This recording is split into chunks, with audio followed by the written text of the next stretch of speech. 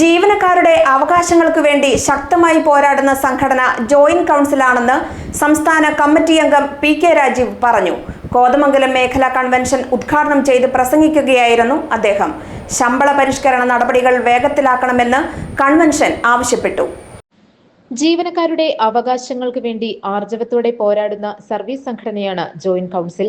അതുകൊണ്ട് തന്നെ ഏറ്റവും വലിയ സർവീസ് സംഘടനയാകാൻ ജോയിന്റ് കൗൺസിലിന് കഴിഞ്ഞുവെന്ന് സംസ്ഥാന കമ്മിറ്റി അംഗം പി.കെ. രാജീവ് അവകാശപ്പെട്ടു. കോതമംഗലം മേഖലാ കൺവെൻഷൻ ഉദ്ഘാടനം ചെയ്യുകയായിരുന്നു അദ്ദേഹം.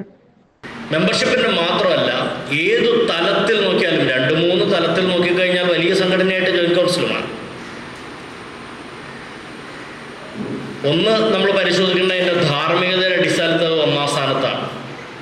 എന്താ കാര്യം? ധാർമ്മികത. ഒരു സിവിൽ സർവീസിൻ്റെ ധാർമ്മികത എന്താണ്?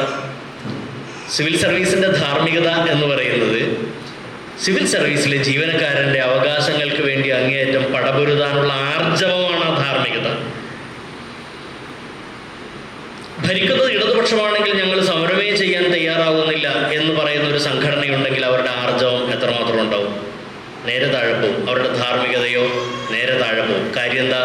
ഒരാൾ നമ്മുടെ സംഘടനയിലേക്ക് അംഗത്വം കൊടുത്തു വരുമ്പോൾ നമ്മൾ എന്താ പറയണതെന്നറിയോ? നമ്മൾ പറയാറില്ല, പക്ഷെ പറയാതെ പറയുന്ന കാര്യം, നിങ്ങളുടെ അവകാശങ്ങൾ സംരക്ഷിക്കാൻ ഇവിടെ ഒരു സംഘടനയുണ്ട്, അത് ഈ ജോയിന്റ് കൗൺസിലാണ്. അതുകൊണ്ട് നിങ്ങൾ ഈ സംഘടനയിലേക്ക് മെമ്പർഷിപ്പ് എടുക്കൂ, നിങ്ങളുടെ അവകാശങ്ങൾ സംരക്ഷിക്കാൻ സമരം ചെയ്യാൻ ഞങ്ങൾ ഉണ്ടാകും എന്നാണ് പറയാതെ പറയുന്നത്.